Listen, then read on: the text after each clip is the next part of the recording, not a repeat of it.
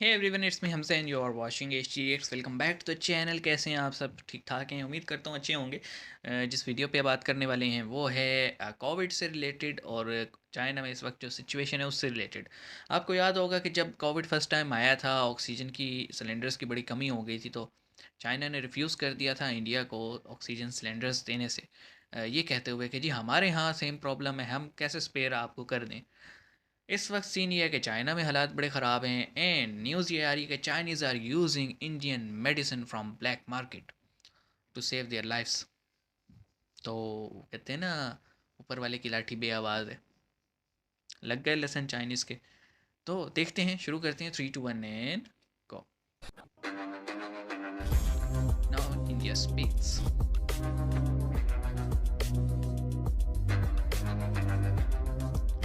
दोस्तों, हमारे sports minister Anurag Thakur ji ने कहा है कि 2036 के ओलंपिक्स के लिए ओलंपिक कमेटी के सामने भारत सीरियसली बिड करने वाला है और पूरी आशा लगाई जा रही है कि हम ये बिड जीतने में कामयाब हो जाएंगे। और दोस्तों, ये ओलंपिक गेम्स अगर भारत को होस्ट करने मिलता है तो इसे भारत के गुजरात स्टेट में होस्ट किया जाएगा और पहले से ही अहमदाबाद को दुनिया का सबसे बड़ा स्पोर्टिंग सिटी बनाने की कंस्ट्रक्शन भी शुरू हो चुकी है। और हम सब ये भी जानते हैं कि दुनिया का सबसे बड़ा क्रिकेट स्टेडियम अहमदाबाद में ही नरेंद्र मोदी स्टेडियम के नाम से है। दोस्तों, अगर भारत समर ओलंपिक्स होस्ट कर लेता है, ये भारत के लिए एक बहुत बड़ी जीत होगी क्योंकि इससे भारत में स्पोर्टिंग कल्चर प्रमोट होगा। लेकिन एक्सपर्ट्स कह रहे हैं कि ये भारत के लिए एक घाटे का सौदा भी हो सकता है क्योंकि पहले जितने भी देश इस तरह के इवेंट्स होस्ट किए हैं उन्हें घाटा ही हुआ है। रिसेंटली देखे तो कतर फीफा वर्ल्ड कप में कतर को काफी बड़े लेवल पे घाटा हुआ था। दोस्तों, इस तरह की और इन्फॉर्मेटिव वीडियो के लिए हमारे चैनल को सब्सक्राइब कर ले। सर, आज का बेसिकली क्वेश्चन मेरा आपसे ये है कि अगर हम बात करें पाकिस्तान की एक्सपोर्ट इंपोर्ट मैन्युफैक्चरिंग पे, आपको पता है कि मैन्युफैक्चरिंग, लोकल मैन्युफैक्चरिंग बिल्कुल जीरो है। हम सुई तक चाइना से लेते हैं, सुई तक हम चाइना की इस्तेमाल कर रहे हैं। अगर हम बात करें चाइना की, तो चाइना एक सुपर पावर है जिसको अभी तक कोई भी बीट नहीं कर पाया है। लेकिन उस दौर में इंडिया लगा हुआ है। इंडिया स्टील किंग के जो है मार्केट में वो नंबर 2 पर आ गया चाइना के बाद, और न सिर्फ मैन्युफैक्चरिंग बल्कि एक्सपोर्ट करना शुरू कर दिया। और 2023 में एक रिपोर्ट आई है, उसका कहना है कि 2023 में 2200 बिलियन की जो है वो मैन्युफैक्चरिंग करके एक्सपोर्ट करेगा स्टील में। क्या रीज़न है? सब कॉन्टिनेंट से अलग होने के बाद हम लोगों ने अपने आप पर तवज्जो नहीं। पाकिस्तान प्लेट में मिला वैसे ज़ाया कर रहे, क्यों? देखिए मैडम, मेरे ख्याल में ये जो आपका क्वेश्चन है ना, मैन्युफैक्चरिंग और लोकल मैन्युफैक्चरिंग हमारी है नहीं, और हम जो है वो इंपोर्ट एक्सपोर्ट में भी बहुत पीछे रह गए। मेरे ख्याल में ये है कि इसमें सबसे बड़ी वजह ये है कि जो मैं समझता हूँ, इन माय ओपिनियन, वो ये है कि जो पाकिस्तान क्योंकि एक शुरू से एक सिक्योरिटी स्टेट था, एक ब्यूरोक्रेटिक स्टेट था, उसकी पाकिस्तान की जो फॉर्मेशन थी वो अनफॉर्चुनेटली आपने इंडिया का कंपैरिजन का, वो एक डेमोक्रेटिक स्टेट बन गया और हम जो एक सिक्योरिटी स्टेट में रहे, और हमारी ट्रांजिशन सिक्योरिटी स्टेट से ब्यूरोक्रेटिक स्टेट में हुई नहीं ना। उसमें फिर मार्शल लॉ आ गए, फिर हमारा जो पूरा एक पॉलिटिकल निज़ाम है वो ब्रेक डाउन हो गया। सर, हुई नहीं, हमने करनी नहीं चाहिए। नहीं, इसमें बहुत सारे वजूहत हैं कि कुछ हमारी हिस्ट्री में भी, पाकिस्तान में जो हिस्ट्री पढ़ाई जाती है, मेरा ये पर्सनल व्यू है क्योंकि मैं हिस्ट्री का भी तालिब इल्म हूँ। मेरा पर्सनल व्यू है कि जो हिस्ट्री पढ़ाई जाती है ना 47 की, वो बिल्कुल ही गलत है, वो बिल्कुल झूठ पढ़ाया जाता है हमें। ठीक है, बिल्कुल। फिर बात ये है कि फिर 47 से आगे चले तो फिर मार्शल लॉ आ गए, हमें एक डेमोक्रेटिक स्टेट बनना था। अगर हम डेमोक्रेटिक स्टेट बन जाते तो फॉरेन डायरेक्ट इन्वेस्टमेंट पाकिस्तान में होती। अब क्योंकि यहाँ सिक्योरिटी के इश्यूज़ इतने ज़्यादा थे, हम सिक्योरिटी में रहे, हम पाकिस्तान दुनिया की यानी कि सब एटॉमिक पावर बन गया, लेकिन हमारा जो बेस है, जो रूट्स हैं, वो हम पीछे रह गए, मैन्युफैक्चरिंग में पीछे रह गए।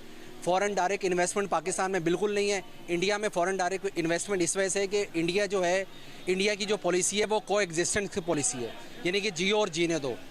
इंडिया एक वाहिद मुल्क है मेरे ओपिनियन में जिसको दुनिया का किसी भी कंट्री को इंडिया से कोई ख़तरा नहीं है। उसकी वजह यह है कि इंडिया की शुरू से यही पॉलिसी रही है, जियो और जीने दो को एग्जिस्टेंस की पॉलिसी है, और को एग्जिस्टेंस, मिडिल ईस्ट की भी को एग्जिस्टेंस की पॉलिसी, पूरी दुनिया की यही पॉलिसी। अनफॉर्चुनेटली पाकिस्तान की पॉलिसी है कि हमने जीना है और आपका कोई हक नहीं जीने का, किसी का कोई हक नहीं है, सिर्फ मुसलमानों का हक है। मुसलमानों में भी एक फिरके का लिया जाएगा। तो हम इन सब मसाइल में पड़े रहे। ठीक है, हम तरक्की की साइड पे गए ही नहीं, और वो हमारा जो कंट्री है वो बहुत ज़्यादा पीछे रह गया। साउथ एशिया में हम पीछे रह गए। तो बात ये है कि अगर हम इंडिया की तरह, मैं सिर्फ इंडिया की कंपैरिजन कर रहा हूँ, मैं साउथ एशिया की नहीं कर रहा, अगर हम इंडिया की तरह पाकिस्तान की भी ये भी पॉलिसी बन जाए, अभी भी बन जाए, 2022-23 में बन जाए कि जियो और जीने दो, अगर ये बन जाए तो हमें foreign direct investment middle east से भी मिल सकती है, मुसलमान ममालिक से भी मिल सकती है, हमारी इंडस्ट्री ग्रो कर सकती है, हम एग्रीकल्चर में भी बहुत ज़्यादा आगे जा सकते हैं। हालांकि एग्रीकल्चर में भी अरे सर, गंदम हम उसके लिए इंपोर्ट करते हैं, सीखने की बाहर बिल से होनी मंगाते चाहिए। हैं, चीनी हम बाहर से मंगाते हैं, आलू हम बाहर से मंगाते हैं, ठीक है। तो हम वजह यही कि हमारी जो पॉलिसीज़ है ना, पॉलिसीज़ जो है हमारी, वो हमारी सारी इनसिक्योरिटी पे बेस हैं। हमारा पाकिस्तान को हम हम पाकिस्तानियों को ये बताते हैं कि हम इनसिक्योर स्टेट है, हम हालत जंग में, हालांकि ऐसा कुछ भी हर नहीं है, वक्त ठीक पैसे लेने है। के तो लिए। वो जाहिर बात है, जब तालिब इल्मों को और पाकिस्तानियों को हम ये बताते हैं कि हम एक इनसिक्योर स्टेट हैं, तो जाहिर बात है हम खर्चा भी सिक्योरिटी पे करते हैं, ठीक है।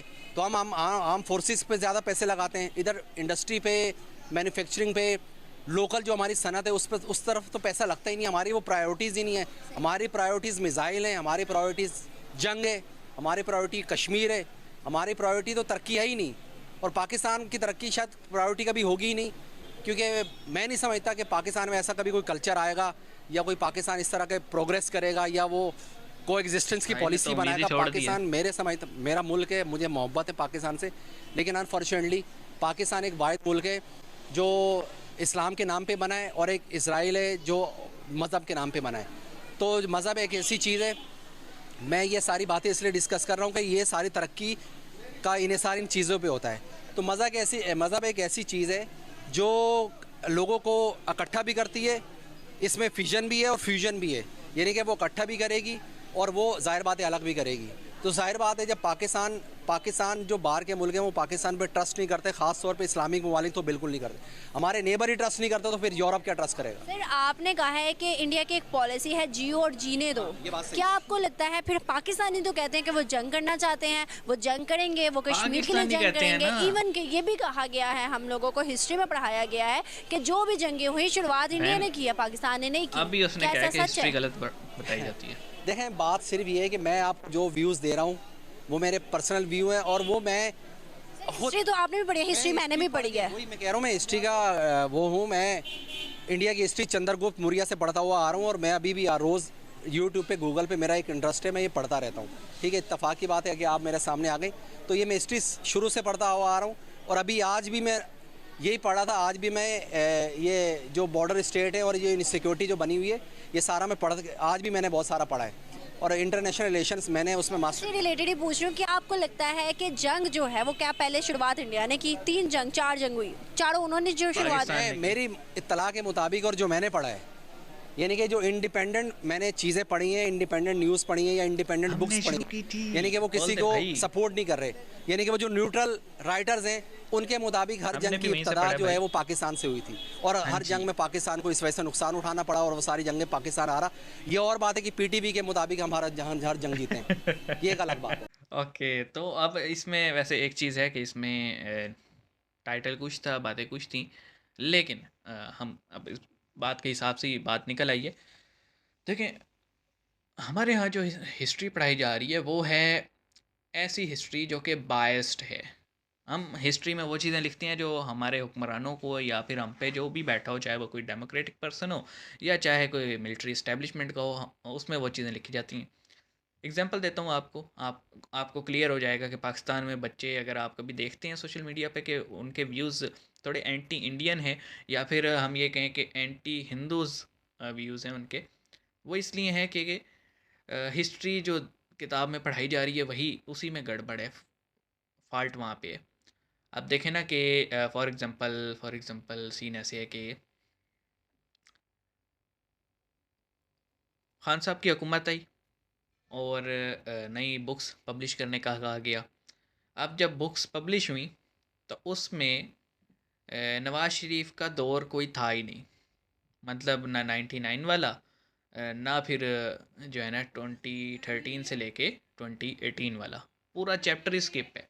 और उसके बाद सीधा वो अपने उस पे आए और अपने जो उनका जो था दौर, उसमें जो है ना बेहतरीन उन्होंने अपनी आसमान से कलाबे मला दी हैं अपनी तारीफ़ में। अब आप इससे अंदाज़ा लगा लें कि ये तो अभी 10-15 साल की जो हिस्ट्री है उसका ये हाल है, तो 75-70 साल पहले की हिस्ट्री का क्या हाल होगा वो आपके सामने है। ठीक है, अब क्या ही बताएं यार, फिर लोग वो हो जाते हैं कि वन साइडेड हिस्ट्री पढ़ाई जा रही है। देखें, ताली दोनों हाथों से बजती है, इसमें कोई शक नहीं है, ताली की शुरुआत कौन करता है? दूसरी साइड से तो रिस्पॉन्स आता है। और क्या हुआ था, जिब्राल्टर ऑपरेशन क्या था, इसी तरह टाइगर हिल्स पे क्या हुआ, ठीक है। 71 में हमने बांग्लादेश में क्या हरकत की कि मतलब कोई भी मुल्क तब तक आपकी आर्मी या बेशक हार जाए, लेकिन मुल्क उस वक्त तक नहीं टूटता जब तक अवाम आपके ख़िलाफ़ ना हो जाए।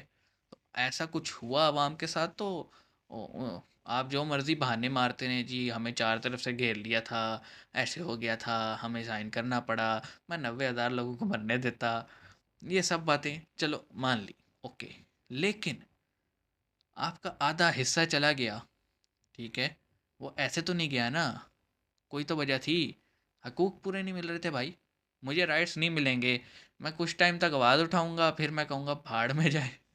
ठीक है, यही होता है ना, बंदे में गुस्सा जब भर जाए। और फिर माशाल्लाह से उन्होंने तरक्की भी बड़ी अच्छी कर ली है, क्योंकि उन्हें पता था डेमोक्रेसी डेमोक्रेटिक वे से चलेंगे तो तरक्की मिलेगी, मार्शल वे से चलेंगे तो तरक्की नहीं मिलेगी। उन्होंने तो देख लिया था 25 साल, तभी अलग हुए थे। तो वो अपनी गलती से सीख के उन्होंने नया मुल्क बनाया, नए कानून बनाए, और हमसे कई गुना आगे निकल गए हैं। और हम कहते हैं ना, व्हील बना रखे हमने, घुमाए जा रहे हैं गोल गोल। चलिए मिलते हैं नेक्स्ट वीडियो में, अपना ख्याल रखिएगा, सी यू गाइस।